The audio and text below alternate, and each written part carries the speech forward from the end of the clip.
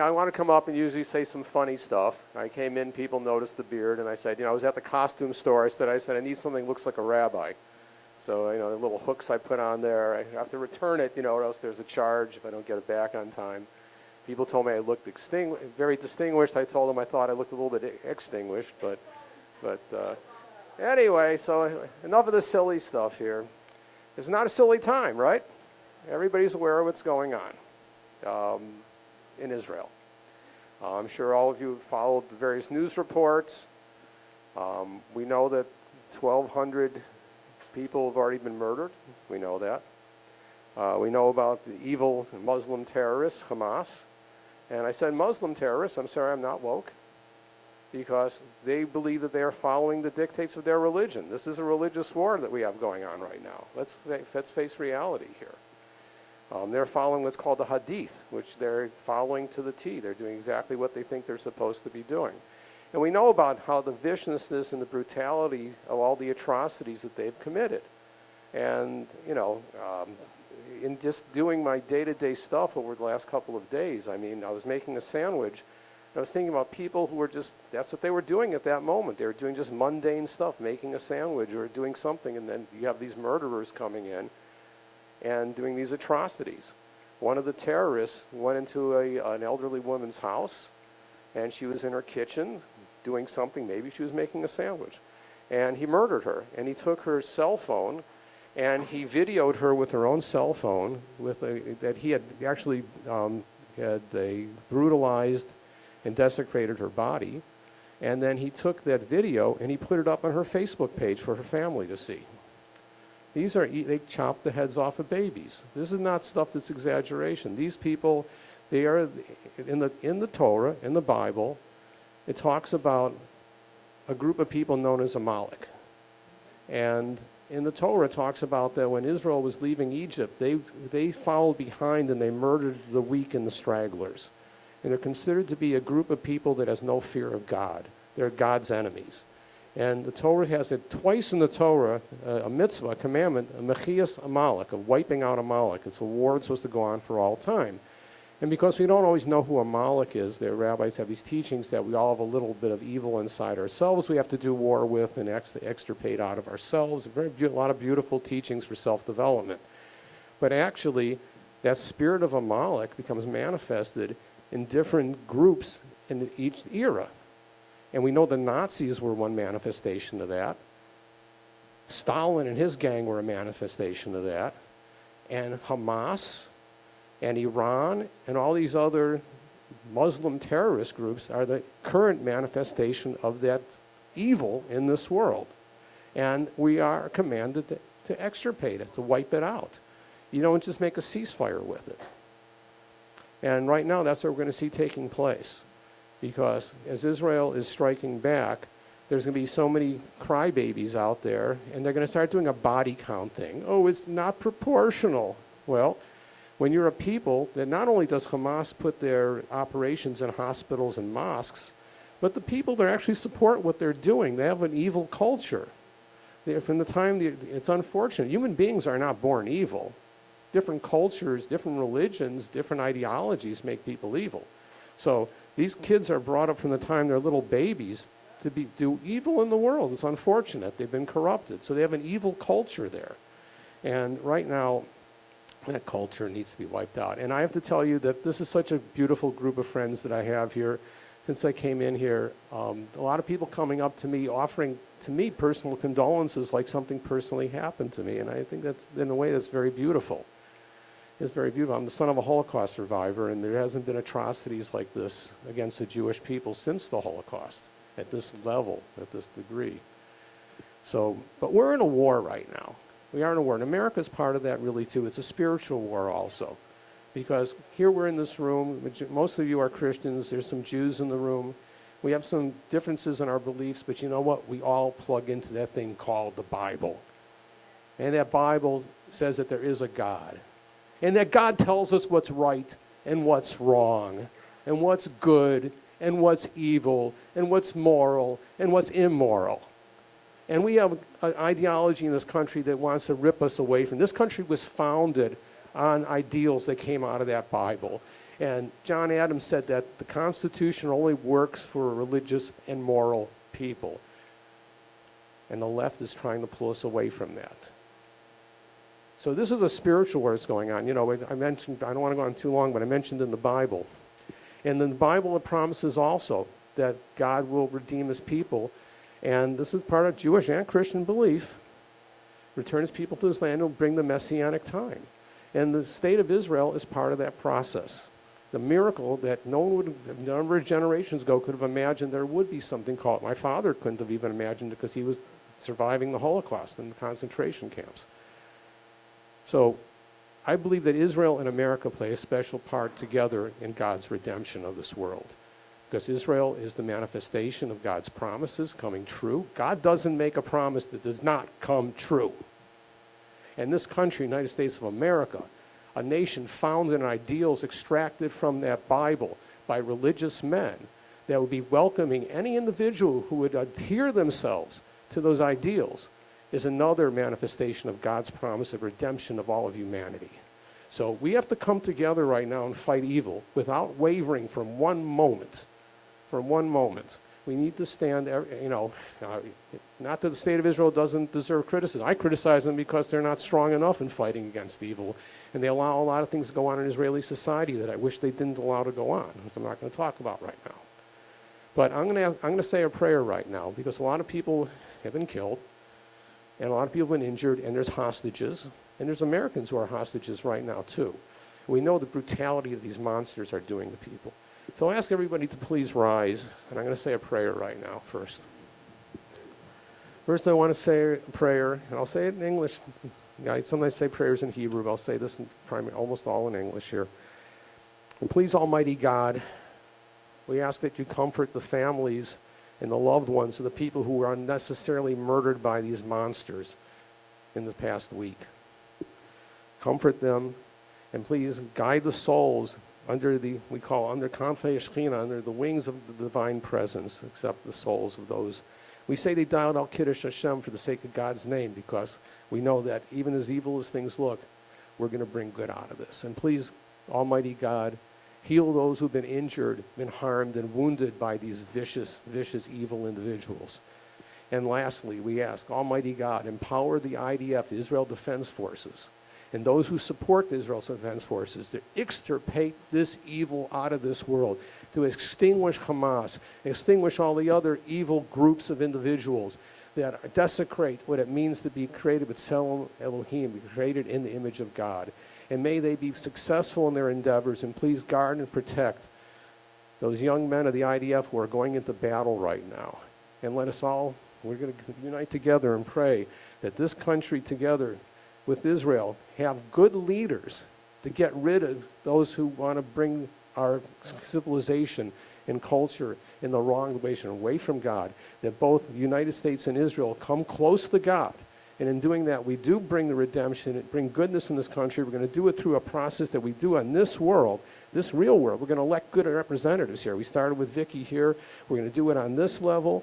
We're going to, because we're here in America. I'm an American. We're going to do it on this level in our community here. We're going to do it throughout the city. We're going to do it throughout the state of New York. And we're going to take back this country, and united with Israel, we will bring God's presence into this world in a mighty, beautiful way. And let us say, Amen. Thank you. Thank you, Rabbi.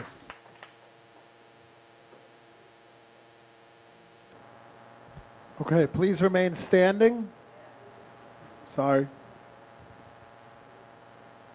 We're going to do our pledge in one united white stone voice. I pledge allegiance to the flag of the United States of America and to the republic for which it stands, one nation, under God, indivisible, with liberty and justice for all, born and unborn. Thank you. And just to tie a little bow on everything that Rabbi just said, you heard it from him, you'll hear it from Vicky, and you'll hear it throughout the night. The Whitestone Republican Club unequivocally stands with the nation of Israel. One of our former board members... Yeah. One of our former board members, Howard Nyman, moved back to Israel a few years ago. He's there right now with his family. So we'll say an extra special prayer for him and his family that they continue to remain safe. And just keep everyone over there in your thoughts and prayers. Okay? All right, moving right along.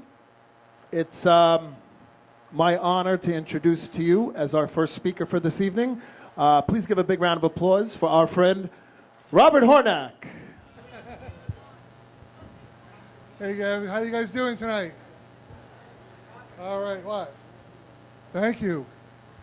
All right, I know it's a little bit of a somber evening considering what's going on, but let's try to take this up a little bit because we are once again facing an oncoming election that we have to get revved up for. We have to get excited for. We have to win. Right? If we don't win, then all of this is for nothing. Now, this club, which Whitestone Republican Club, has been around for many, many years, but it's existed on and off and on and off. So it was off until about 5 years ago. Now, at the end of Vicky's 2018 campaign, we said, we put together such a great campaign operation here, let's revive the Whitestone Republican Club and build in Northeast Queens. And that's exactly what we've done. And this is the result that you're seeing here today. And that is all due to Vicky and her leadership, because we saw what an incredible leader she was. So let me ask you guys, show of hands, who was here for the 2018 State Senate race? Who was around for that? Quite a few people were, right? How about the 2021 race 2 years ago? Who was around for that? Okay, now the most important, maybe the second most important question. Who wants to be here for a 2025 re-election race? Okay, now the most important question. Who is going to pledge that for the next 4 weeks, because that's all we have left until Election Day, you're going to give all of your extra time to volunteer to make sure that our most conservative, most active, most loud Republican in the city council, and I say that on many levels, loud in many ways, gets reelected and serves more years in the city council fighting for us. Who's going to pledge to give that time? Every one of us, right? Because let me tell you something. This is not a race we can take for granted. This is not a race we can phone in and say, oh, Vicky's got it. I can go home and stream something tonight and make a TV dinner. No, if you've got an hour or 2 hours after work in the evening or a couple hours on the weekend, whatever it is, 30 minutes of free time, say, I have 30 minutes, give me a list of phone numbers and a script, I will sit down and make phone calls. And if every single one of us does that in all of our spare time, which doesn't have to be a lot, it could be an hour a day, it could be a couple hours a week. If you're lucky, maybe it's more than that, and that would be great. Because the more help we get, the more of a chance Vicky wins, she gets reelected, and this builds. Because if she gets reelected, then off of that, we will start challenging for state assembly races in Northeast Queens, for state Senate races in Northeast Queens, and then congressional races. And let me tell you something, when they start to see some people here in Northeast Queens win elections, people like AOC, they're going to start getting really, really nervous. So let's let the crazies, the people that refuse to defend Israel, the people that are supporting the Palestinians in our own local government, let's let them know that their days are numbered. And that starts here with this race. Let's re-elect Vicky Palladino to the City Council. If you have not been to the re-election office yet up in Bay Terrace, first of all, shame on you. Because you should have been there already. But you're forgiven, because we got 4 weeks to go. So get over there tomorrow. Stefano's there. I'm there frequently. Mario is there. Vicky, of course, is there. We got a whole group of people over there waiting for you to come in to give you something to do to help Vicky get reelected. So come on over. We will set you up. If you can walk and knock on doors, we will send you out walking and knocking on doors. If that's not your speed and you need to sit down and make phone calls, we will give you a list of phone numbers and a very easy to follow script, and you can sit down and you plow through it and you make phone calls. And if people hang up on you or they close the door in your face, it's fine, because they're probably not voting anyway. What we need to do are find the people that are going to vote, make sure that we get them out to vote, and that they vote for Vicky. So that's our mission for the next 4 weeks. I hope you are all signed up for that mission with the rest of us. And I am now going to thank you for listening, and let's bring up Stefano so that he can also give you some campaign updates, more specifics than I can offer. So, Jimmy, hit it. She's not somebody. Oh, there we go. Look at that. Hey! We spoke it into existence. Vicky Palladino is not a boss. She is a leader. She's not behind telling people where to go. She is on the front lines, pushing forward, knocking on that door before you can even get to it. We need people with her out there knocking on those doors. And this is how we are going to do it. That table right over there with that stunning young man in the blue shirt. Look at him. We're going to go. You're going to go to that table right there. We have a sheet that says, I want to volunteer. You are going to put your name, you're going to put your address, and you're going to put your phone number. We need you to re-elect Vicky Palladino. We need this club's strength out there, knocking on doors every day and making phone calls. And let me tell you something. The opposition, everybody may be asking themselves, where's Tony Avella? Where's Tony Avella? Who cares? That's a great answer. They may be asking themselves, where's Tony Avella? I'll tell you where Tony Avella is. This was on the Clearview Expressway.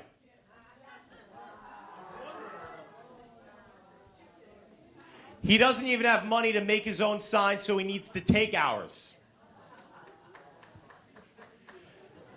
Do not take anything in this race for granted. Like Robert said, AOC's watching. This is her district. If you don't think she doesn't know who Vicky Palladino is, you are sadly mistaken. Because she sends a chill up AOC's spine every time she shows up on Fox, every time she shows up on Newsmax, every time she shows up on any channel on the TV.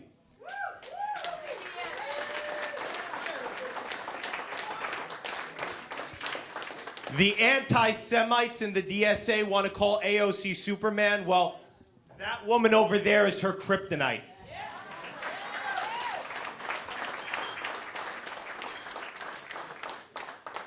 So please, if you have not already, come to our office 30 minutes at a time. We are open from 10 to 8 o'clock every single day.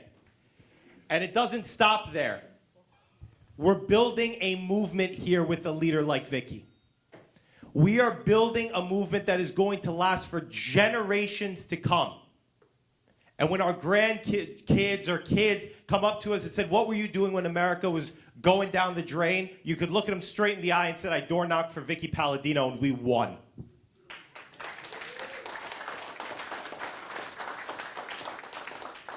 This is not one that we can sit out, folks. This is not one that we can sit out. Every time you think we've got it in the bag, well, it's only in the bag if we put it in the bag. So, ladies and gentlemen, please come out to our pizza party fundraiser, which is tomorrow, 7:30, correct? Becky's in the back. I didn't even see her. She shocked me.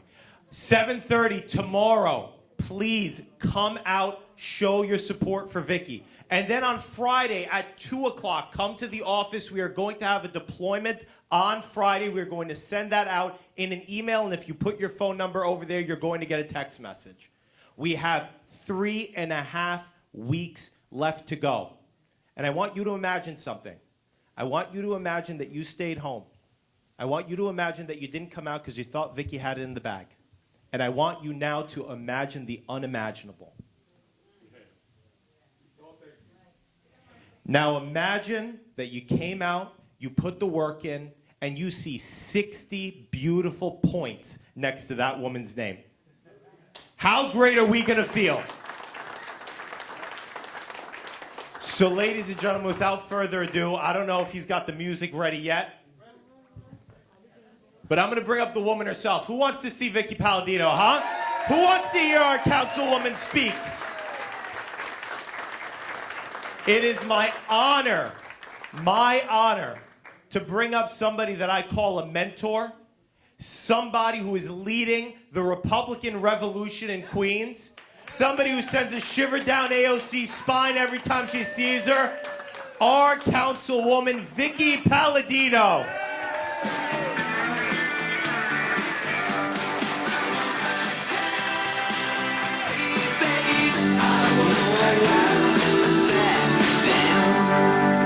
Yeah! Whoa! Well, everybody, holy smokes. 3.5 weeks to go. This is all ours if we just get out and finish up the legwork that needs to be done. This has been absolutely, I can't believe it. I'm sure you can't either.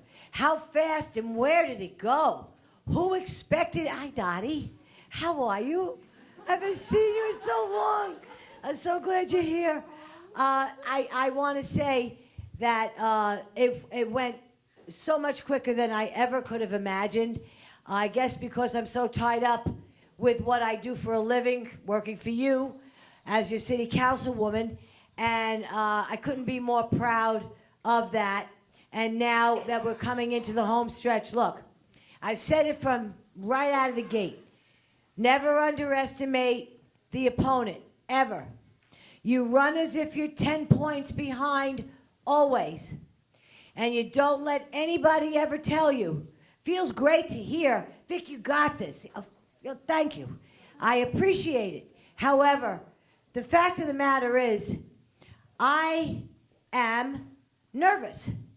I'm as nervous as I ever was. I don't take anything for granted. This is a race that I have to win. And whoever was with us on Election Day last time in 21, you know that I had the ladies outside saying the rosary.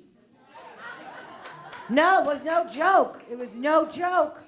No, it was not fun. It was a night of absolute trepidation, and my nerves were shot. And I thought, man, oh man, after everything we did, the army we've built in this club, doing what you guys have done, and to be sitting there with a nail biter, oh my God. For me personally, it was really, honestly, a very, very, very difficult night for me. One that I do not want to relive. There is no reason that I should and you should have to relive. I want to know by 9 o'clock that night that I'm done and we buried him.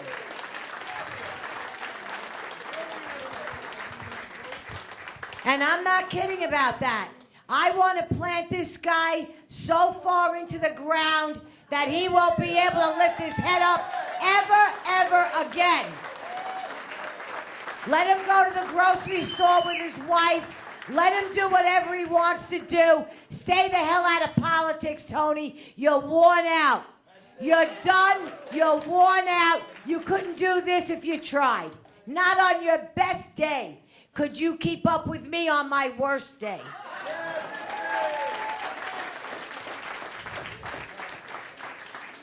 I often say my job here in District 19 is kind of like the gatekeeper.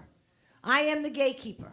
That is what your city council person, your city council member, woman, man, whatever you want to call them, this is what our job is. Our job is to protect our neck of the woods, okay? That's my job.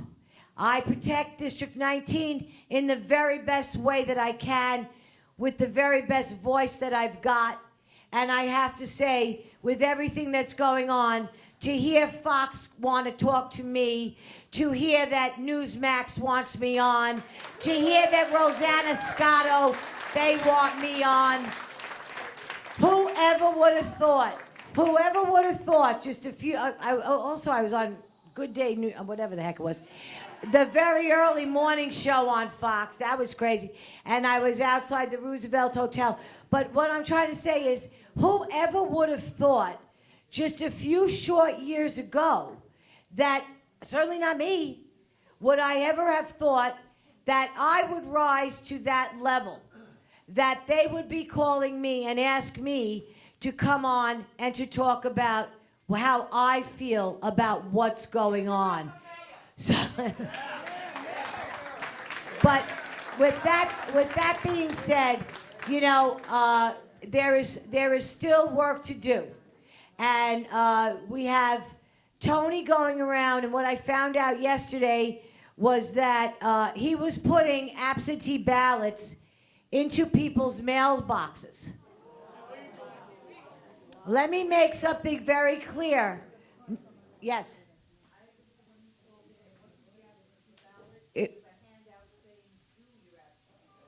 To what? Yeah. Right, never allowed. Yeah, and he's visiting what his strategy is, which I think is asinine, but what do I know? He's going around to all the Republicans, and he's banging on the Republicans' doors, which, thank you very much. Most of you are telling him to get off my porch. So, you know, that's all very good. But like I said, we've got weeks to go. You're going to read things. I've told you this too, and so far nothing has made anything.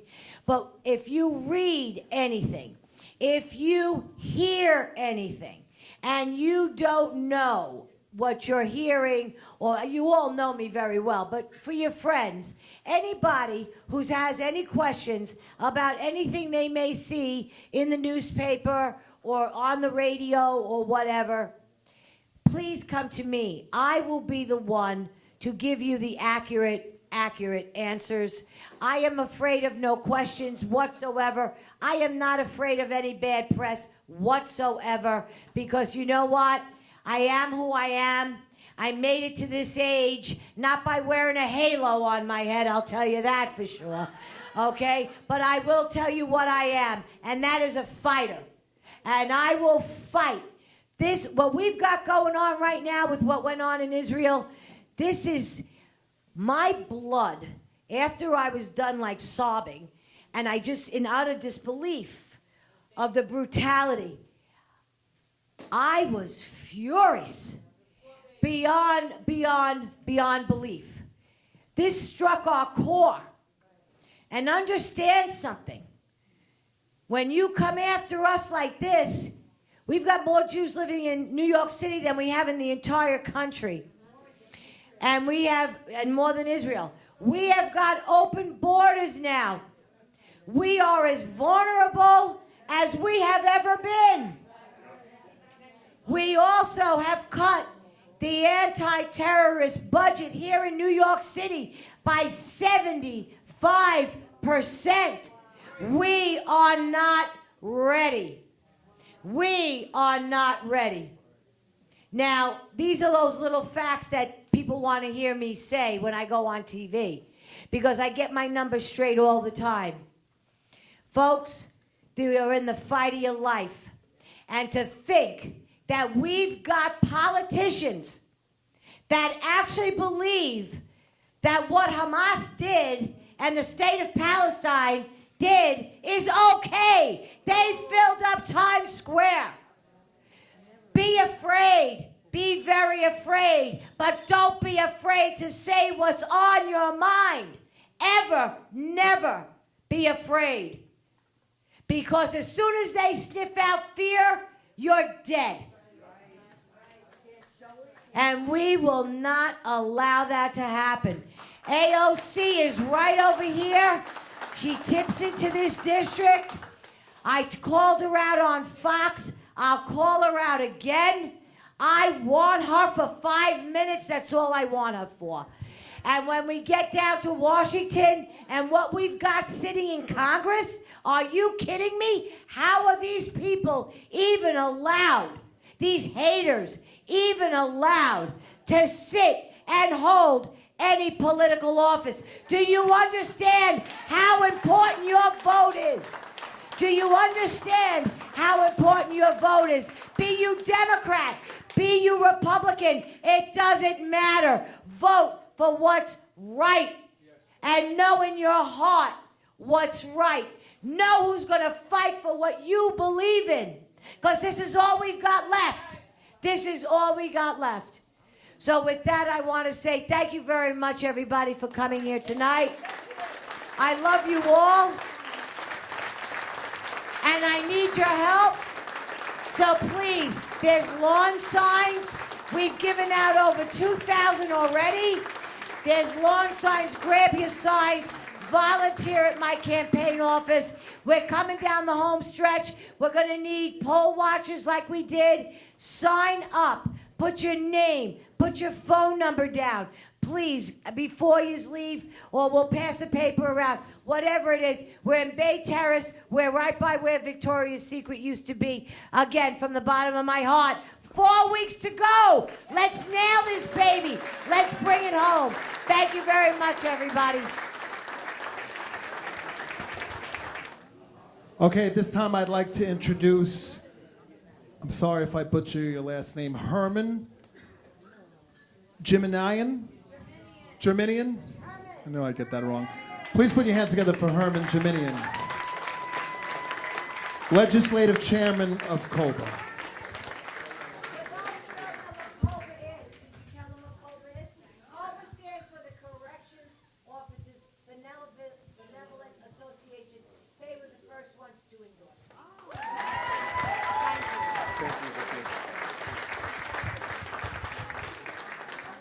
Good evening, all. My name is Herman Germinian, phonetically spelled Germinian, of the COBA. I'm a 19-year veteran correctional officer. I'm a resident of District 13. I don't have a Republican district or party in my borough, so I come here to support Vicky.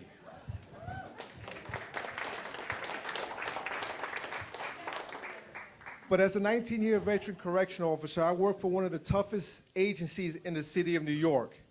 All of these delinquents that commit these crimes in our neighborhood, we're tasked with making sure that they're safe. But we have lawless politicians in office today that makes my job impossible. We're working 24-hour shifts, no meals, no breaks, working slave labor hours.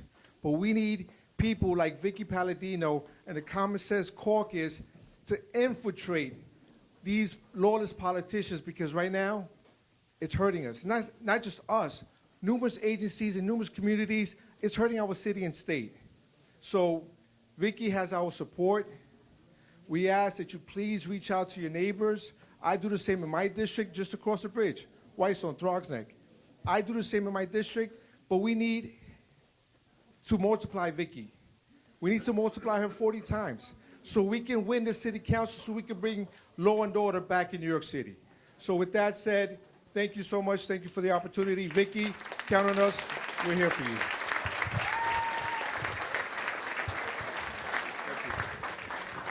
Thank you, Herman Germinian. All right. Hey, how's it going, Karen? Good to see you. Okay, moving right along. I'd like to bring up our first speaker of the evening, our first Build speaker of the evening. The vice chair of the New York State GOP, the Manhattan GOP chairwoman, and she's also the president of the Red Apple Group. Can you please put your hands together for Andrea Catsimitidis?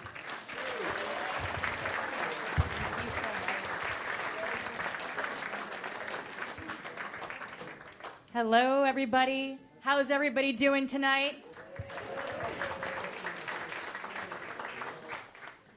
It's so great to be here with all of you, but I've got to say it's been a really sad few days with all of the atrocities that we're seeing coming out of Israel. I could never have imagined the things that we're seeing.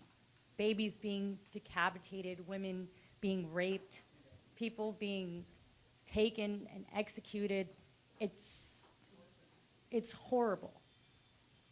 And, you know, to all the people saying now is not the time for politics, I respectfully disagree.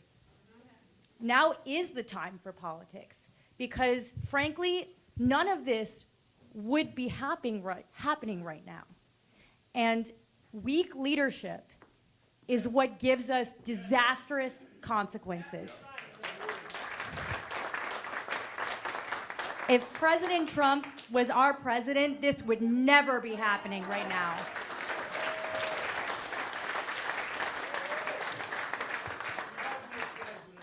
And Jerry Nadler's my congressman, and he voted for the Iran deal. So we know all too well. I know, it's disgraceful. And you know, to the people who think this is a world away and it's not affecting us right here in New York, that's a big mistake too. Because you know what? Hamas just came out with a statement saying that on Friday the 13th, this Friday, they are calling for a global day of jihad. Yes. And they have put Europe and the U.S. on alert. Eric Adams has issued a statement saying that New York City should be on high alert. So everybody make sure you stay vigilant on this Friday. And exactly, that's the thing. We are in an extremely vulnerable position with our open border right now. And in the past few years since Biden has taken office, there have been a number of migrants that have been apprehended that are on the FBI terror watch list. There are thousands on the list of people of interest, and it's estimated that 1.5 million have come in completely undetected. We don't even know who's here. And this is New York City. You know there's a migrant crisis happening right now. So this is happening now. These issues we're going to have to deal with right now. I hate to say it, but France had to deal with this in 2015, and that's how ISIS got in and perpetrated their terrorist attack. And what Vicky just said is really terrifying, that our budget was cut by 75% to deal with terrorism. You know, if this was a few days ago, we would just be talking about how our city is being overwhelmed by the migrant crisis, how now some of our schools here in New York City are over 60% migrant children, which is taking education resources away from children. On top of that, they're coming in without any health checks. So we're seeing a rise in tuberculosis, leprosy, all of these diseases that we had never seen in the United States in the past 100 years. Crime is on the rise. My neighborhood, for example, in the past 2 weeks, within a few blocks from me, there was a robbery at gunpoint and a slashing. I've lived in New York City my whole life. I've never seen anything like this, and it's only getting worse. But that being said, the work that we're doing here is more important than ever. We have the city council elections coming up in just a few weeks in November. And New York City is the center of everything. So many people are so quick to dismiss us, saying, oh, New York City's on the left, like you're never going to win. But look at the math. So you take the race for governor that we had last year. Zeldin, great candidate. Congressman Zeldin, if you look at the votes we got out of New York City, take Manhattan, we more than doubled our vote out of Manhattan from last time. Granted, by percentage, it was still low, and everyone's only looking at the percentage, but it's not the percentage, it's the number of votes. And that's how we're gonna change our math to turn New York State red. You take an upstate county, they got 70% of the vote for Zeldin. And you say 70%, that's great. But their 70% was 10,000 votes. You take Manhattan, you got 20% of the vote. Doesn't sound so great, but our 20% was 75,000 votes. That's 7.5 times one of those upstate counties. Every little percentage point that you do better is votes you're not going to find in the rest of the state. And that is why what we're doing in New York City matters. And Queens, you did even better. You did more than twice what we did in Manhattan. Queens got 160,000 votes for Zeldin. The last Republican governor that we had, Governor Pataki, he got 28% of the vote out of New York City. This year, we broke all the records and we got 31% of the vote out of New York City. And between the migrant crisis and crime, that is only going to go up. But what we're doing right now really matters. Things are shifting in our favor, but nobody's going to save us but us.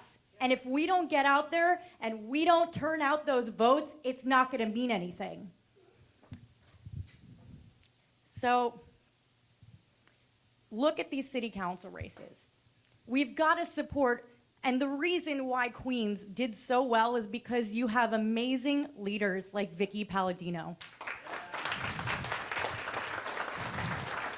And she's doing a great job, and we're so lucky to have her in the city council fighting for New York. And we're so lucky that she is so noisy, and I love it so much. She is so noisy, and she just stands up for us, and we need more leaders like her. And that is why, between now and Election Day, you've got to call every one of your friends, because it is going to be an extremely low turnout election. City council is the only thing on the ballot. So that means nobody is turning out for up-ballot races. It's the only thing on the ballot. Every vote is going to count. So you're going to be kicking yourself if you didn't get every last vote out. Make sure you call your friends, follow up with your friends. Did you turn in your absentee ballot? Did you vote early? Because I guarantee you the Democrats are going to be banking those votes. And we need to bank votes, and we need to beat them at their own game, because that's the only way that we're going to win here in New York City. So please make sure, volunteer, door knocking, make phone calls, get involved. We only have a few weeks left, because the city council can make a big difference with the budget, and we can turn our city around. And, you know, if you want to talk to me after, I'll stick around. Yeah, any questions about getting involved? Because the time is now. No one's going to save us but us. Imagine if our founding fathers said, oh, we're never going to win. I guess we should just, stop and give up. We are New York tough. Just like President Trump, he brought that New York tough to the Republican Party. And we are going to bring that New York tough this election day, and we're going to turn New York red. Thank you so much for your help. And thank you to Vicky for everything that you do for our city and the city council, and for turning everything red. Thank you so much for having me tonight. And God bless America, and God bless New York. Thank you.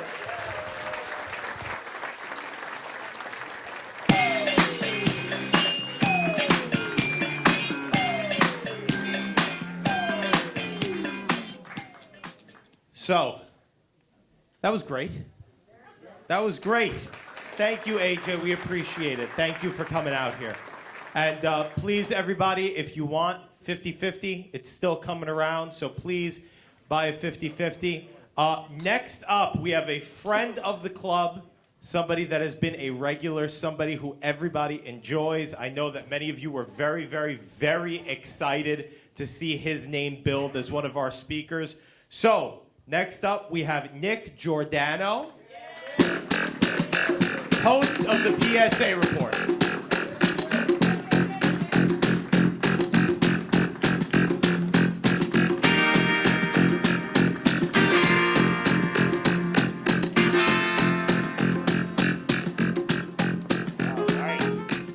Well, good evening, everyone. And I wish it was under better circumstances without the terrorist attack this week over in Israel, the slaughter that we witnessed. And it's amazing, because I actually woke up this morning and I was thinking, when Trump was president, I would wake up and I would say, all right, what's going to be the gossip today? What's the palace intrigue that I'm going to bring into the classroom and discuss with the students? And it was a crisis of gossip in the Trump administration, right? That's what the media would cover. Now I wake up and I'm like, what's the latest catastrophe? Has World War III started yet? Because that's where we're barreling towards. And it really shows that what's going on in the United States, it's certainly not normal. It's something that we've never seen before. And I think back to someone like Ronald Reagan, where he exclaimed that freedom is fragile. and it's only one generation away from extinction. Now, when he said that in the 80s, I was like, I don't know, 5 years old, 6 years old, and I loved Reagan. Even as a 5-year-old, I was like a little political nerd. But growing up, I was always into politics, but I never really took to heart what he said, right? I mean, you know, my generation had it kind of easy. We didn't really have to sacrifice anything. Everything was actually going pretty smooth. It's not that everything was perfect, but things were getting better. And it wasn't just the United States that things were getting better. We saw the collapse of the Soviet Union. In New York City, you had Giuliani come in, and we started to get the quality of life laws, got rid of the squeegee people and the spray paint. There were garbage pails all over the place in Manhattan, so people could just throw away their garbage rather than littering. And things were going well. Again, wasn't perfect, but we were getting along. We were coexisting well as a society. Then the 2000s came, and it was still going well. However, then something changed, right? I mean, you had the Obama administration. We had that. And the Patriot Act, that's a big thing that I'll get to in a minute. And then we had COVID, which was a catastrophic disaster. And when you look at it, that's where freedom was evaporated. That's where a lot of people willingly, knowingly, just obeyed, complied. They didn't mind that state legislative bodies were being bypassed, and you'd had Emperor Cuomo issuing decree after decree. They didn't mind that the government was dictating when you could leave your home and where you could travel to, what businesses are essential, which ones aren't. Nobody paid attention to the idea that it was the government dictating when, where, and how we practice our faith, what we have to wear when we go into stores, when our kids can go to school. I mean, if you really look at it, what did we do differently here in New York that isn't done in any authoritarian country? And so many people bought into it. But it did reveal something. You look at what's going on today, nobody's satisfied anymore. Nobody's happy. Doesn't matter if you're Republican, Democrat, Independent. We're seeing the polling, and the polling's accurate on this. You look at our education system. Our education system has been decimated. Decimated. Students don't know anything. They didn't know anything prior to the coronavirus. Then we went through the learning loss and the schools being shut down for 2 years. And what did we do? For the first time in 30 years, we saw proficiency levels drop. Now, the New York State officials at the Board of Regents thought of a genius idea. Rather than sound the alarm bell saying that this is a crisis for a future generation, they decided to change the definition of what proficiency means. Okay, that's what they did. They don't have enough faith in the children, so they actually dumbed the standards down to cover up their own incompetence. When you look at the condition of New York, you see the graffiti's back, homelessness is back, the crime continuing to increase. And I'm from the island, so, you know, I'm seeing it out there. I've never been in Long Island and drove on the Long Island Expressway or Sunrise Highway, got off the exits, and now there's homeless people encamped by the lights asking for money. You go to every major intersection, you're seeing the same thing. Something is obviously broken. You look at what's going on in New York City with all the illegal immigrants that are being brought in. Think about this. Every single city budget, from NYPD, FDNY, EMS, the public school system, they all had to be slashed. They had to get their budgets cut. Why? Because we are a humane nation, and you have idiot officials in New York that declared us a sanctuary city and a sanctuary state. Well, how's that working out for the citizens of this country? How's that working out for the legal permanent residents that did things the right way in this country that nobody talks about? Okay? So we have American citizens that are getting screwed. And the message is clear, right? The Democrat Party platform, they painted Republicans. See, they lulled Republicans. Conservatives, we failed, right? We didn't get involved. Everything was coasting along. We didn't pay attention to what was going on in the education system. We didn't pay attention to what was going on in the streets. And everything was going well. And then it all hits at once. And then we started to open our eyes. And Democrats throughout this whole time have painted Republicans as the ones that don't care about people, that we're inhumane, that we're all for big corporations. Well, look at the corporate donations. Which way are they swinging? They ain't swinging to Republicans. They're swinging to Democrats. But the reality is that it's the Republicans that actually care about the people. It's conservatives that care about people. American citizens shouldn't be treated as second-class citizens. Citizenship matters for a reason.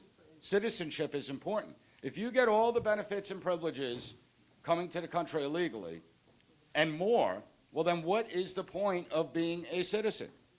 What does it matter? But isn't that the point that they want? If you take away the meaning of citizenship, you don't have a country. You don't have a nation state.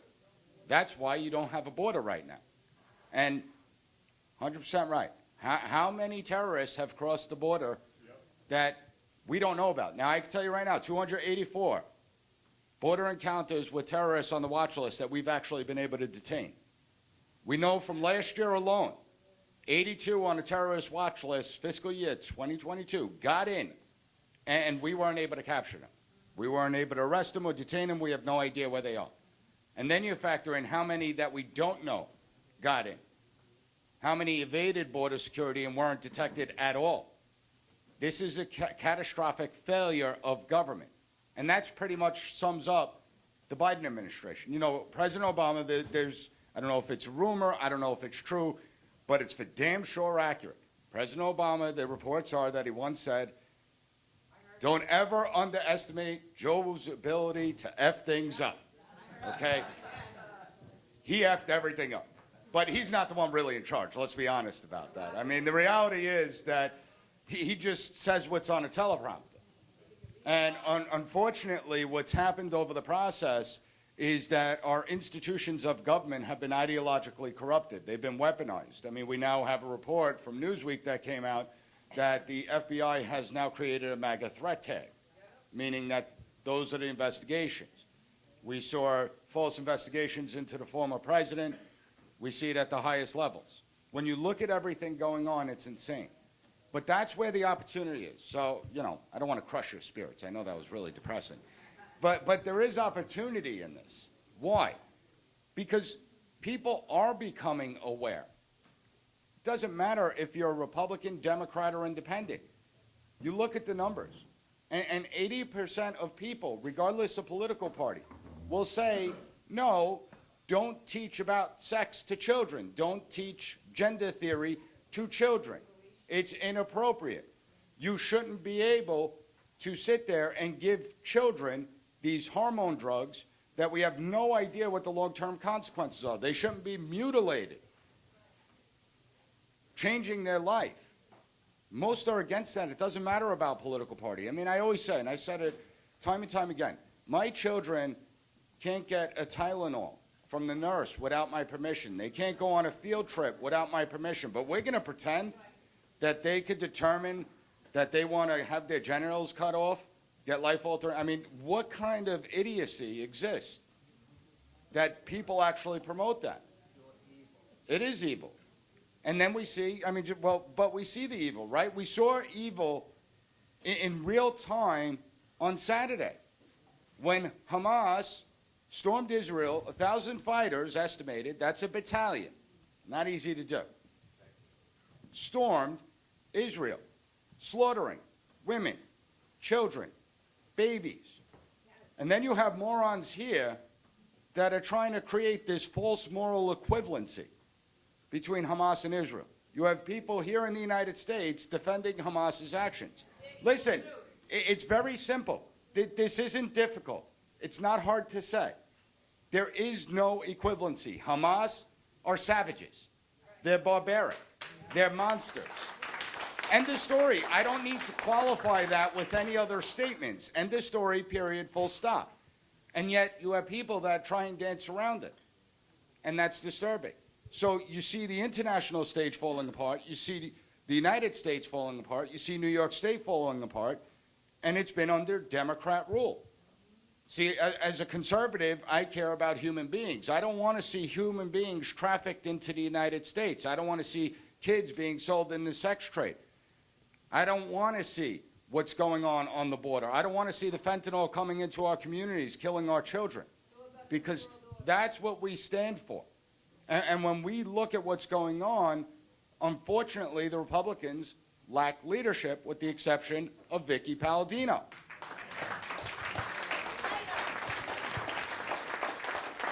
Vicky, How's it been? 2019, 2020, I started speaking? Yes. And Vicky's the only person that I know that actually will speak to people from the other side of the aisle. See, a lot of times Republicans, oh, we can never win in that area. We're not going to win over any votes. But Vicky does. And I've been telling Republicans, go into communities that you're uncomfortable with. I'm not saying go into like the really nasty areas where you can get yourself hurt. But we have to start speaking to other people. When you speak to hardcore Democrats, and I speak to them, I actually go to these places. And I sit there and I tell Democrat parents in some of the worst neighborhoods, well, your kids were kept out of school for 2 years. Your kids were the ones that suffered learning loss. Your children are the ones that are getting the school budgets cut from them. That's shortchanging their education. They get angry. They are willing to make a change. People are hungry for leadership. And it's incumbent on everyone in this room. The echo chamber, you want to speak to the echo chamber, that's fine. But we know what the echo chamber is doing. They're going to vote. You need to reach the people that either aren't going to vote, that don't know when election day is, but they're miserable at everything going on. Because everyone's life has gotten more difficult under Democrat rule. New York State has been Democrat rule since 2018, when we lost the Senate. And everyone's life has gotten more difficult. It's gotten harder. It's miserable. Now you factor in the inflation that we're witnessing, and people's personal economies are getting destroyed. People are struggling to pay their bills. People are having to determine what they could afford to pay and what they can't afford to pay. At the same time, people are being put up in lavish hotels. They're getting fed 3, 4 square meals a day. They get to do what they want. They get health care. They get access to the education system. Well, we matter. And that's what we need to start. That message needs to get out there. Now, Vicky started this. New York can go red again. It's not a law. I'm not willing to surrender New York. I hate when Republicans say New York's a lost cause. I'm not willing to surrender New York to the Democrats. I'm not willing to surrender the city to the Democrats.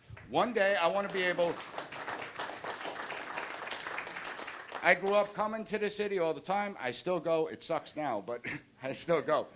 But I want my kids to be able to come to the city. I want to take them where they could have an enjoyable experience.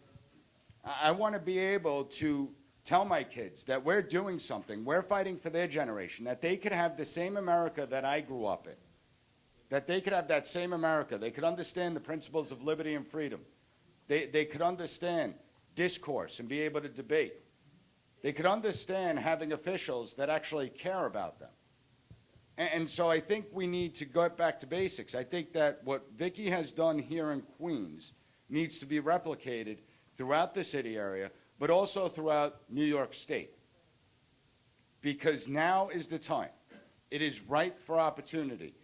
And listen, I know there's a bunch of people that are going to say, well, the elections are rigged and we can't win until we fix the elections. Guess what? If you're not in power, you're not going to be able to fix the election system. Stop complaining about it. Do something about it. If you know there's going to be fraud in the system, that means you have to turn out more people to vote. So whatever the numbers are, expect 5% is going to be fraud, so we have to get 6% extra people out there to vote. Voting is essential. It's a game of numbers. That's it. The more people you can get out there, then go vote. Use every available means, whether it's absentee ballots, whether it's going in person and taking advantage of early voting, whether it's going on election day. And the most important thing is on election day, speak to people. Now, don't offer strangers rides, but offer people you know rides to the polling station if they need a ride. Take them with you to go and vote so you ensure they vote. You do that, and Vicky will win by 60.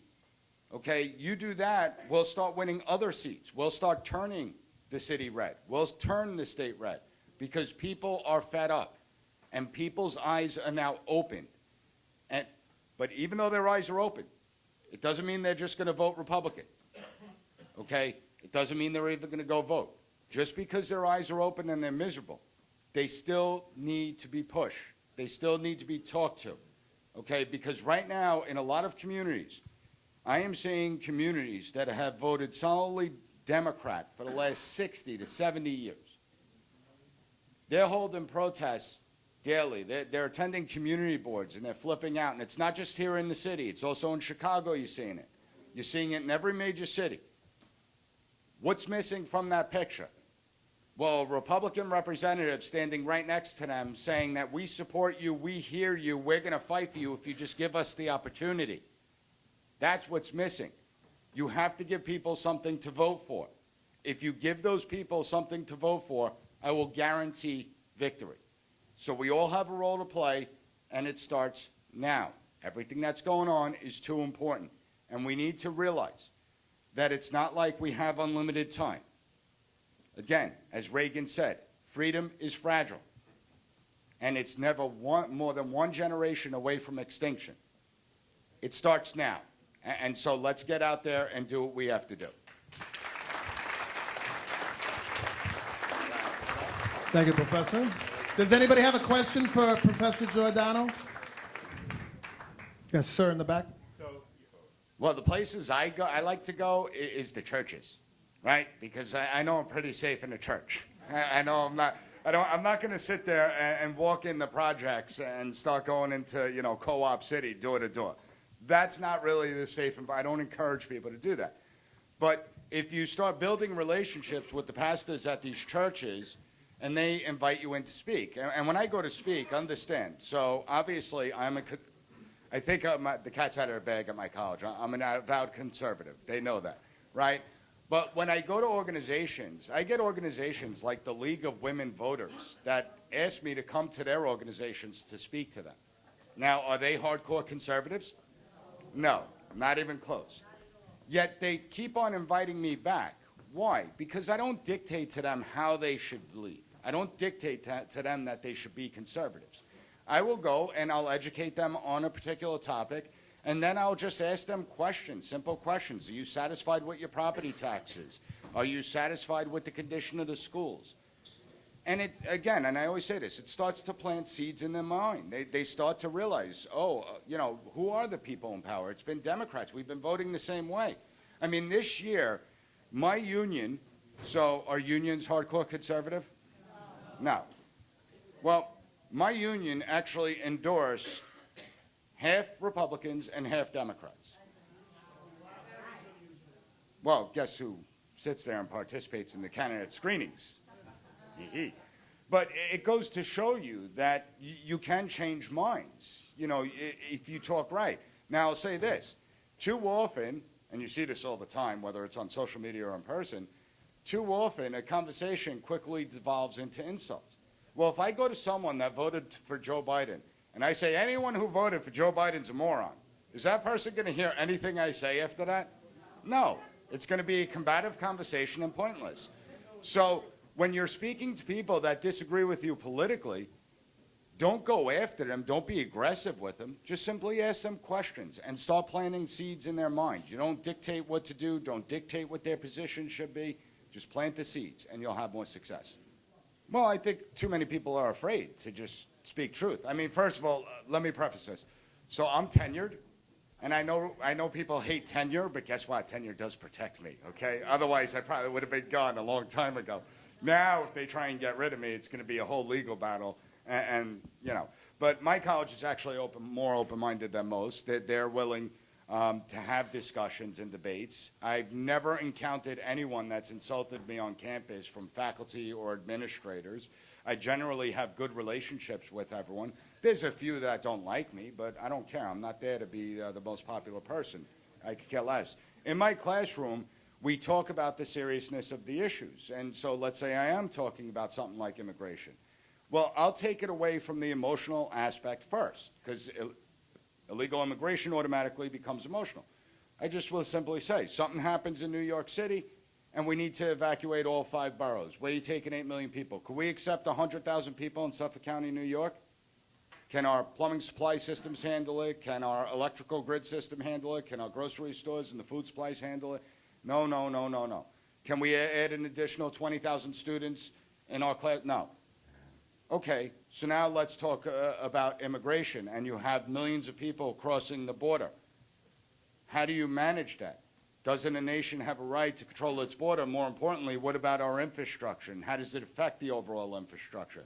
Again, I'm not being vicious towards them, I'm opening a conversation, and then I will question them, and I'll push them. And my students know, if they come up with a conservative point of view, guess what point of view I'm going to take? I'm going to take a progressive point of view to challenge them. If they have a progressive point of view, I will use a conservative point of view to challenge them. My job is to get them to think, not to think like me. My job is not to give them conservative beliefs. It's to get them to use their brains and become functional members of society, because we need many, many more of them. We have a lot of zombies walking around, and we have to change that. Yeah, I don't attack people, though. Yeah. Well, I mean, you have to expose them. I mean, Joe Biden has been in office for a half century, and I do the same thing with my students. Name me one of Joe Biden's accomplishments. He's been in office 50 years. And none of my students could ever come up with anything. And then I say, well, don't you find that odd that someone's been in office for 50 years? And I explain to them, we've confused time and service with competence. Someone could be a failure for 50 years and still be in the same position. And I always tell everyone, government is the only industry where you could routinely fail and still get promoted. It's the only one that exists. Okay, none of these people would be able to hack it in the real world. You want to do one more? Yeah, last one. Well, I do think some of them are going to be changing their vote. I mean, I don't speak for the Jewish community. I think one of the big parts of the problem is the ADL that's becoming an extension of the Democrat Party. It's a Democrat mouthpiece, and I think that's one big part of the problem. But I do believe that as... Well, I wouldn't say they're anti-Israel. I just look at it from the perspective that, again, you have to give people something to vote for, not vote against. If you give people something to vote for, you better qualify to earn that vote from them. So the point is to go into the community and talk to them, ask them, you know, why do you support Democrats? What have they done?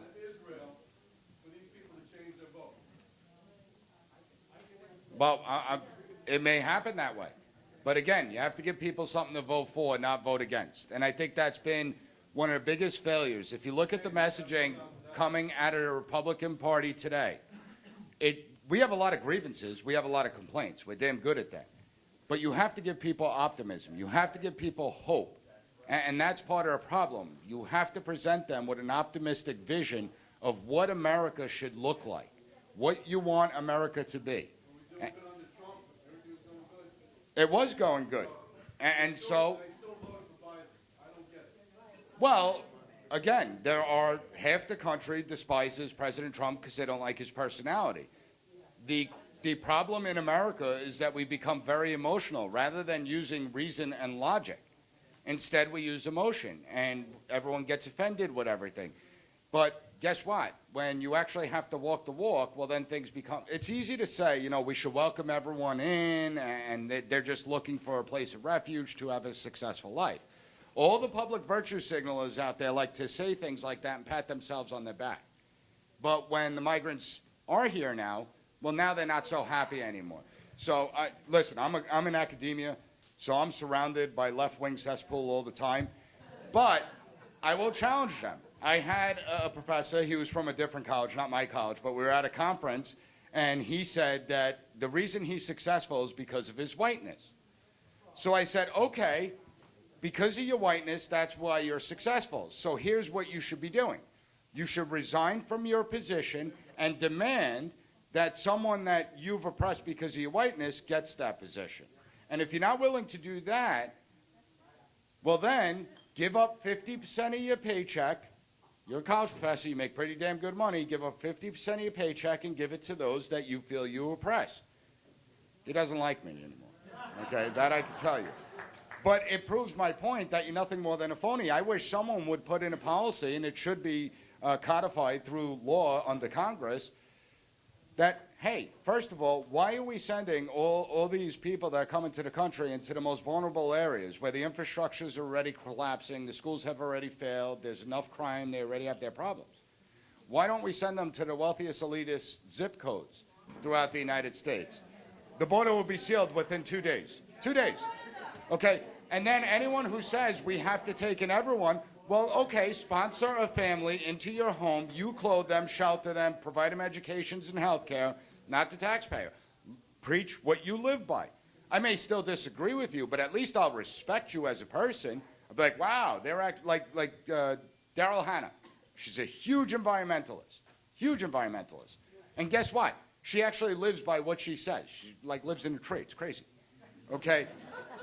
Then you have the other environmentalists that are flying around on private jets. They're going on their yachts. They're preaching to us that we need to get rid of coal fire and wood fire pizza oven, and that's where you cross a freaking line in New York. Okay? But they're saying you need to get rid of coal fire and wood fire pizza oven. Gas stoves, get rid of your gas stoves, as they're flying around in private jets. They're hypocrites. Call people out on their hypocrisy. It does wonders. People may not talk to you after that like the professor, but it does do wonders. Professor Nicholas Giordano, everybody. We always love having him here. Thank you, Nick. All right, we're going to call Councilwoman Palladino up for part two. But before we do, just a few points to keep in mind. Number one, Election Day is Tuesday, November 7th. October 28th begins early voting. It is not only okay to participate in early voting, it is encouraged. Election Day is when machines break down, when there's long lines, when something happens that prevents you from getting to your polling place. Please participate in early voting. It is safe, it is okay, and we need your help. We need your support. That's number one. Number two, not only is Vicky running for re-election, we also have two other candidates in the room that I know of. Michael Musa, he's running for Queens DA. And Bill Shanahan, he's running for Queens County Civil Court Judge. So please support them as well. They're running for election on November 7th as well. Also, our next meeting is the day after Election Day, Wednesday, November 8th. And God willing, it's going to be one hell of a celebration.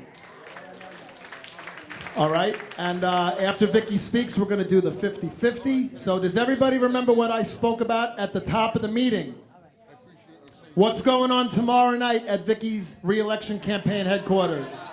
What are we doing? We're having pizza for dinner, right? Okay. What's going on Thursday, October 26th? No, that's the 28th. The 26th. Councilwoman Palladino is hosting a town hall regarding Local Law 97. That is on Thursday, October 26th, 210 27 26th Avenue. That's in the Bay Terrace Shopping Center, the upper level. And you can RSVP by calling the office. What else do we have? We have our Trunk or Treat. That's on October 22nd, 3 p.m. to 4:30 p.m. Presented by We Love Whitestone, Harpel Chemist. And lastly, on Friday night at Francis Lewis Park, Whitestone Park, come out for the last free concert of the year, sponsored by We Love Whitestone, at 7 p.m., featuring Angelo Venuto and Lisa Messina. And no, it is not big band music either. It's a little bit of everything, but it's mainly freestyle. It's going to be a nice night before the rain hits this weekend. So come on down. I think I covered everything. Stefano looks great in his Mr. Rogers sweater. And one more time, ladies and gentlemen, before she's going to speak to you once more before Election Day. Please put your hands together one more time for our club president, City Councilwoman Vicky Palladino.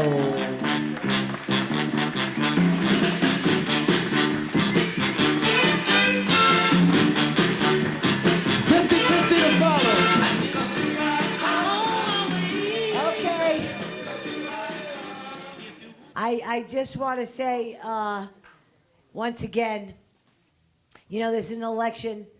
It's not right versus left. It's right versus wrong. I also want to say that we were talking, Nick, you mentioned, how do you get people from the other side? Somebody in this room had asked, how do you appeal to those who don't really agree with you on everything? Well, I always start by saying, you know what? Because I get this all the time. Vicky, you know, I'm going to vote for you this time. I didn't vote for you last time, but I'm going to vote for you this time. Because what I do is, when I talk to people, I always try to hit on a mutual note that someone could actually physically and mentally relate to. And what I did was, with my campaign office, I didn't choose a safe place like Whitestone to put my campaign office. I chose Bay Terrace Shopping Center. And I chose the Bay Terrace Shopping Center because I wanted to be in the belly of the beast. I wanted to listen to what people had to say. You know, it's very easy when you go around, you know, I shake everybody's hand, and I think that's a tremendous icebreaker. Anybody who's been to any of my movie events or whatever I do, if there's 200 people there, I want you to know, I go line by line, and I say thank you very much for coming. I'm Vicky Palladino, and I just want to thank you. As soon as I do that, the harshest critic really kind of takes it down. And once in a while, it was happened to me over this summer in Fort Totten, and I had was going around shaking it. Oh, Vicky, thank you, thank you. You're more than welcome. You're more than welcome. One woman's hand I shook, and I said, you know, I want to say thank you very much for coming tonight. She took my hand pretty tight, and she says, you know, I hate you. So I said, that's okay. I said, I'm glad you came tonight, and I hope you enjoy the concert. So she looked at me, and she says, maybe you didn't hear me. I said, I heard you. So she says, no, I don't think you did. I really hate you. So now I was fine, and I said, you know what? There's one thing I have to say about freedom. Freedom here in America. Freedom here, period. Is that you are entitled to, I take my hand back. I said, but you are entitled to feel and think whatever you like. You know, we live in a 50-50 world. And no one is supposed to agree with everybody all the time. Because if everybody agreed with everybody all 100% of the time, then we'd all be a little loopy. This is not how the world works. So when I approach people and I talk to people, I try to find something, just a glimmer in their eye. Before you know it, they start to talk to me about what's troubling them. Now we're on level ground. And now, through that conversation, and that's what I do, I build a bridge. So whenever you hear Vicky doesn't get along well with the left, well, those are lunatics I'll never get along with, nor do I ever want to, because I'll fight them on the battle line. But the point is, there's a lot of very good, sane people out there that are hurting real bad. You see, nobody ever thought this could ever happen here. Nobody ever thought, you know, when we live in this District 19 here, we've been in a bubble for a very, very long time. And what's happening here in Northeast Queens and in the nicest suburbs throughout the city is that whatever is damaged and whatever is wrong has now hit local. And there's your common ground right there. Quality of life. People's every day is different now. They have to make choices they've never had to make before. And when I do my town halls, what I like to do is, as I promised everybody I would back in 21, my first and foremost promise was that I guaranteed you total and absolute transparency. I promised that I would take you with me into City Hall. And that's what I've done. So through that and talking to my Democrats, the sane thinkers, you know, it's extremely frustrating because one thing I find, which is very upsetting, and this is where politics get very local. They say one thing in a conversation, but when it comes down to passing a piece of legislation, they will always vote the party line. They're very fearful of being challenged. They fear it. And I've been told by many in my city council that I am put on a pedestal because they cannot believe, these are Democrats, saying that they cannot believe that I've actually got the guts to say what's right, whether it's what the majority likes to hear or not. And they say, Vicki, I wish to God I could talk like you. I said, no, you need to stand up the way I stand up. And what we have going on in Belrose right now with Creedmoor, right? Now, I've had many conversations with that city councilwoman, and I've said to Linda many, many times, because she's a good person. She's a lovely, lovely person. But I will say this. I said, Linda, I'm going to tell you right now, Democrat or Republican, it doesn't matter. Your constituents are miserable. They do not like what's going on. You owe it to your constituents, be they Democrat, Republican, or Independent. You owe it to your constituents to stand with them and condemn what's going on. Because your biggest bone, you run again. See, she'll win this round because she has nobody running against her. But I told her in the next go-around, I said to her, Lynn, let me tell you something. If we could find a good Republican to run against you, we're going to run them. And when we run them, I got news for you. Because in 2 years from now, this border isn't going to be closed. This immigration problem is not going away. You will lose your next election. Now, I want you to know also, on the 26th of October, I am hosting a town hall on Local Law 97. Now, this is a very big deal for co-op and condo owners.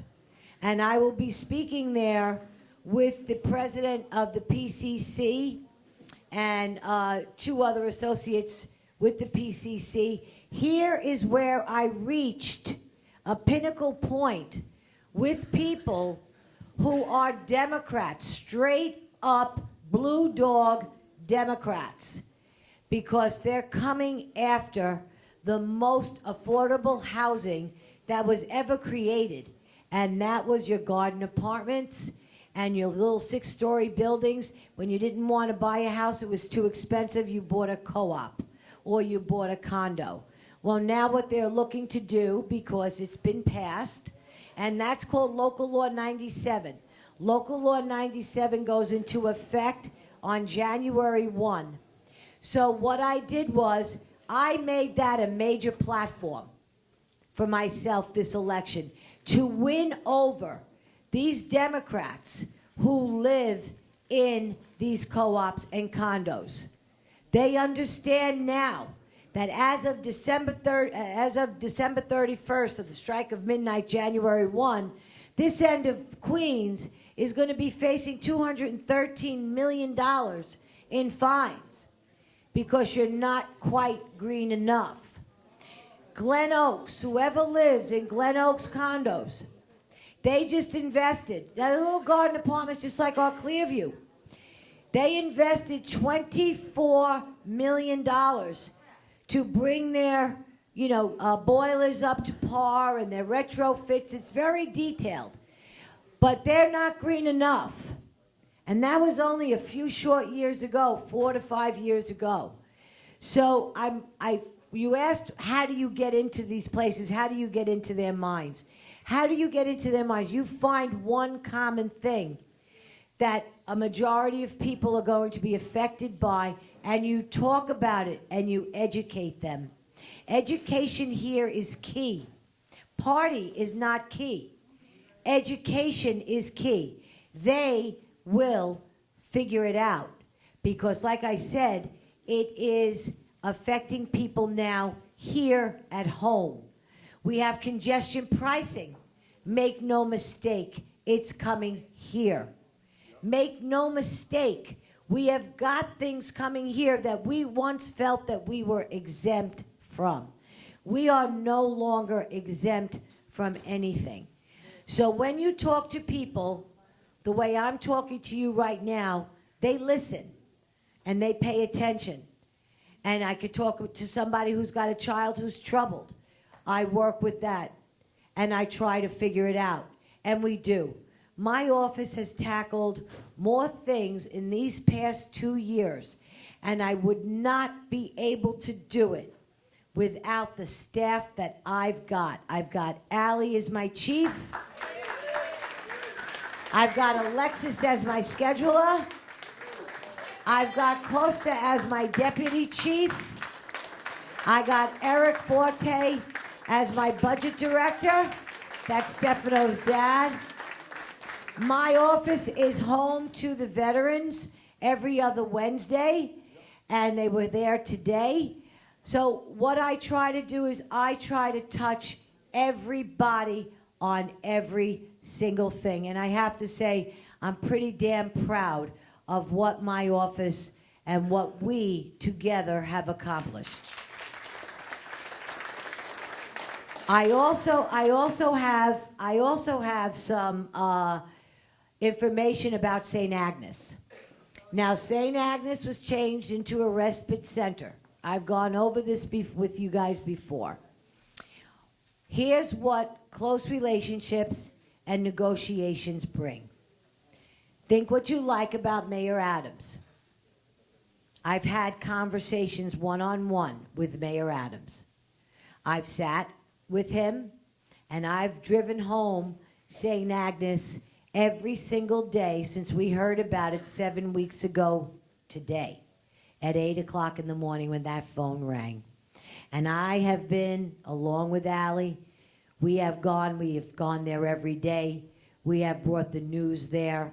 I have been in the papers because of it. I have been on, but my point is open communication. Do you know that because of the way I speak, I mean, I sat him down. I said, hey, look, this is where, we'll take it from there. But he respected me for that. And I get a genuine, really, they like me.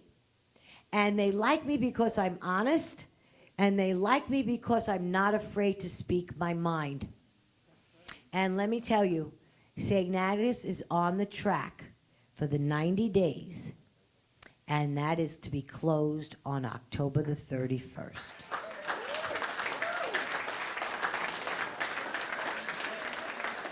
So we brought with us, again, because of my relationships and the way that I speak with these people, we laugh, we kid around.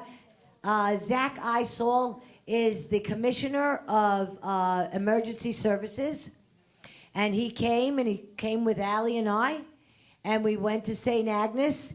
We walked through, and I said, hey, Zach, we goofed around a little bit. He says, you're a lot of fun. I says, no kidding.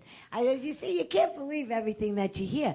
But when we walked through, that phone rang, and he told Allie and I that you're on that track, Vic. And just this past Friday, AOC tried to make a point through Politico that she's seeing to it. I was out knocking on doors, and my phone rang. I was like, oh, no. And I said, I'm talking to somebody who is pretty important, and I'll talk to you after. They said, no, you need to talk to me now. I got the call, and it was AOC who actually tried to break the news through Politico that she's seeing to it that St. Agnes is going to be closed on October 31st. Ha, ha, ha. Okay, so all I said was I did a short video because there is absolutely no way a person like she will ever take credit for never even stepping foot. If any of you saw me on Fox News that day when I went after her, there is no way she was going to take 1 ounce of credit for our hard work. But what I want to say is, who? She doesn't have a brain in her head. It's really very easy. When you're dealing with a pea brain, it's not hard. So all I'm trying to say is, when you talk, you reach out, you asked how. When Maliotakis ran for mayor, and I did that thing with de Blasio that July 27th day of 2017, my phone did not stop ringing. And I was approached by Bo Dietl, who was running, and Malliotakis was running against him in the primary. Got 2 phone calls. I ended up putting in some time for Bo, but I finished up with Malliotakis. And I will say this, that when I had to go out on the street, I went into parts of Brooklyn. I went into places that nobody else would go. I went to battered women's shelters. This was my first time ever in politics, just because I told de Blasio, get the hell out of here. What are you doing? How are you spending our money? You can't be doing that. No respect for our police. We had 4 police officers assassinated, and, I kind of tore into them a little bit. But that was my springboard. My springboard was that, but I went, bam, right into a race for mayor. And I was on the front line. And I said, you know what? They didn't want to go. You asked what's wrong with the politicians? See, I'm not a politician. I'm not afraid to go where people are afraid to go. So long as I have an escort, and I'm not kidding, and I'm protected, I will go wherever it needs to go. Republicans' big mistake. You see, the Democrats don't go there either. Don't kid yourself. But they're already indoctrinated Democrats in these neighborhoods. So what you need to do is you need to go into those neighborhoods and walk the streets of those neighborhoods. And you need to talk, like Nick said, to churches and to groups where they understand that you're not the enemy. You're here to help them. And that warm handshake and that dead look in the eye and that true showing of compassion for what people are going through. Because where we live, you have no idea how bad it is elsewhere. You really don't know. It is horrible. So unless you change the leadership, and I've said this on every single show I've been on, the reason why we are in the situation we are in, and I told Adams this himself, I says, is because we lack leadership. There's nobody, we have come through so much in New York City and New York State. We've survived so much. And it's because of the leaders that we've had that have shown us through, and we've managed to muddle through and get over the mountain and the hurdles that were thrown at us. Right now, what this city is lacking is leaders, true leaders. Leaders who aren't afraid. Leaders who don't judge people by the color of their skin or their religion. When they did yesterday, or Monday rather, on this, I think the steps here in Queens, they did a very big, pro-Israeli rally. I could not go. I was very upset that I couldn't go because I'm the only Republican that's standing there, because I'm the only Republican on this end of Queens. But what bothered me was that Grace Mann got up, rah, rah, rah. The other ones got up, rah, rah, rah. Well, you know what? You're a hypocrite. Because when it comes down to it, you don't do your job. Yes, they feel the pain of Israel, no doubt about it. They felt the pain, the anger, they were genuinely upset. But my simple question to each and every one of them is, how are you going to fix it? Are you going to continue to be Biden's puppet or Obama's puppet, who's ever run in this country? Or are you just going to appease those people who are going to get out and vote for you? You wonder how Democrats get reelected? They get reelected because they feed the people what they want to hear. When they're at a very vulnerable moment in their lives. This was a tragedy, what happened. This is Israel's 9/11, as it's been, paraphrased as. So what do? They get to the weakness, and then through that weakness, they gain the support, because I speak to a lot of rabbis. And a lot of the rabbis, they're really pretty damn angry. And they're tinkering tinkering on understanding that maybe that might not be the right candidate the next go around. Or maybe they'll pay closer attention to the way in which they vote. Where is Chuck Schumer? Now, we had a guy running, Joe Pinion. He's been at this club. He was at this club 2 or 3 times, all right, through that race. He was phenomenal. He was phenomenal. We had Michael Henry, okay? He didn't have the money, exactly. We had Michael Henry. My point is this. We are low-hanging fruit. It's up to us to do what we need to do and see the change and seek out the leadership that we need to take us through these waters that we've never swam in before. This is a world that's unrecognizable to any of us, be it the country as a nation, be it us as a singular state. We are lacking leadership. So I hope through this election, you guys get out there, do whatever you need to do to get me elected for these next 2 years, because it's only a 2-year term again, and then I run for 4. So, you know, we have Bill Shanahan. Bill, where are you? Bill. We got Bill running for civil court judge. He's going to be on the line with me. I want everybody, please. You're going to see us on, who else is here? Come on up. Mike. You're going to see us on conservative. Now, I thought I had a third line. Guess what? They did away with the third line, which is my common sense line. But no. So what they did was they took the conservative / common sense and then Republican. So that's where you'll see the 3 of us. And please get out there and vote. But most important of all, before you get out there and vote, get your boots on the ground for me, please. And do for us what we need you to do. And if you cannot walk, you could certainly make phone calls. And you could make phone calls from your house if you want.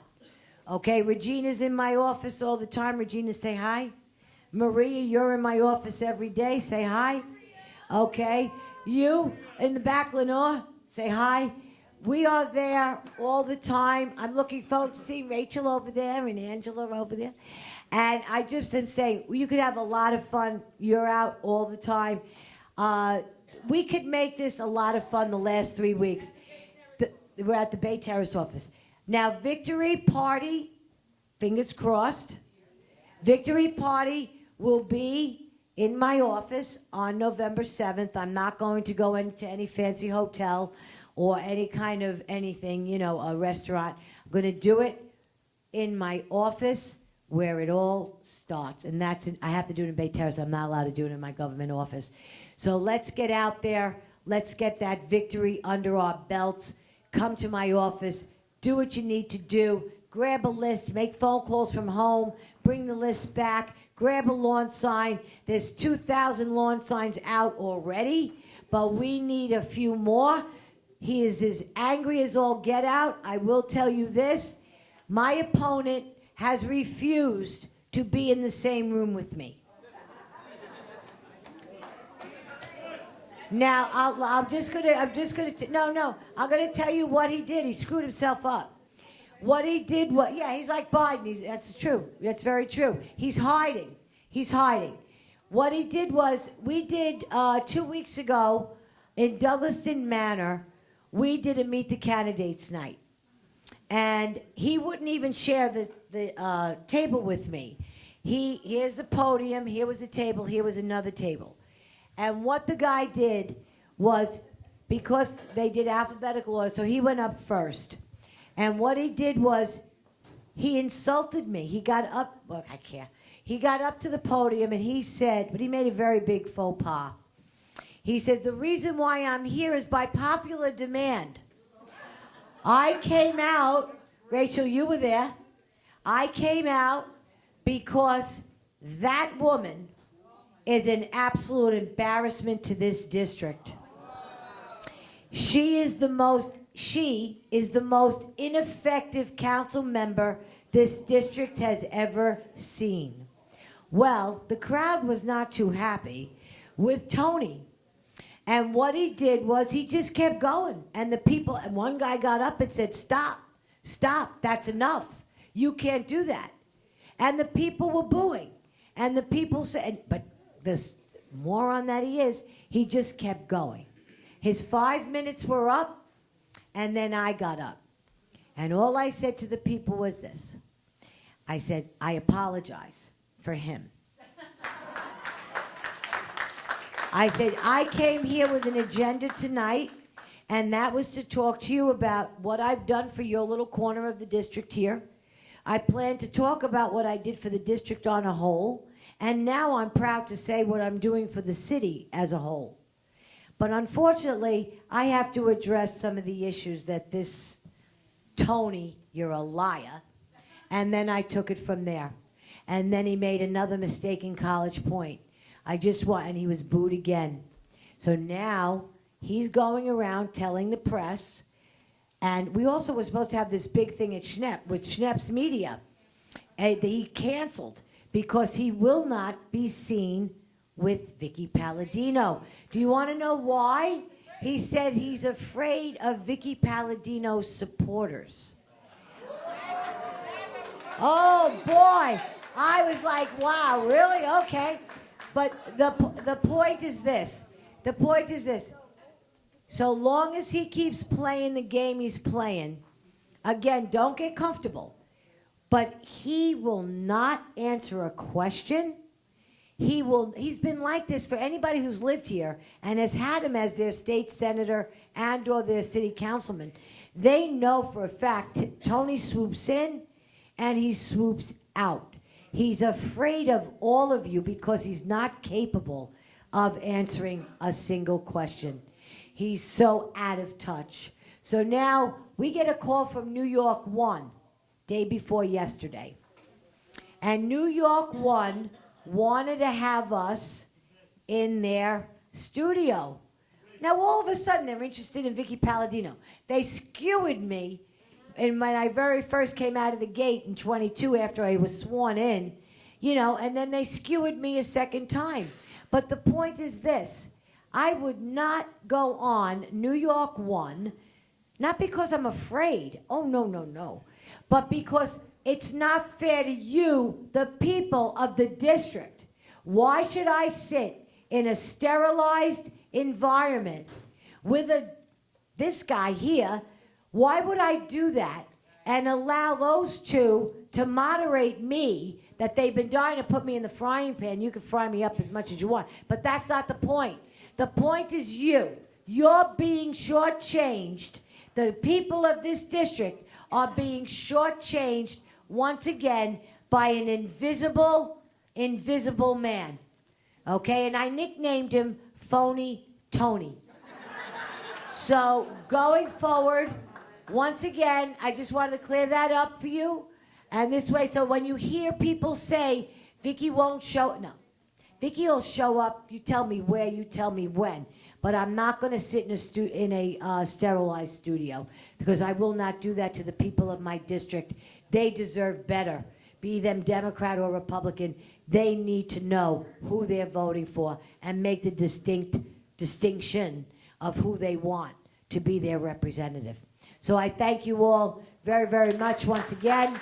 And tomorrow night's the pizza party, and 7:30. And if you know anybody who wants to come to the town hall on the 26th, that's a must go to. If you know anybody who's in a co-op or a condo, we've got a bunch of stuff going on. Friday night, Francis Lewis Park. That's going to be a lot of fun. So that's 7 o'clock. And I think we're doing a movie night too, right, Lex? Are we doing a movie night? Not a movie night. We're doing music, right? Where's our concert? October 21st. College, Fort Totten. Yeah, this will all be online. Call my office, come and see us, And thank you very much, everybody, for coming. The next meeting is the day after Election Day. So that's with your help after I win. Yes.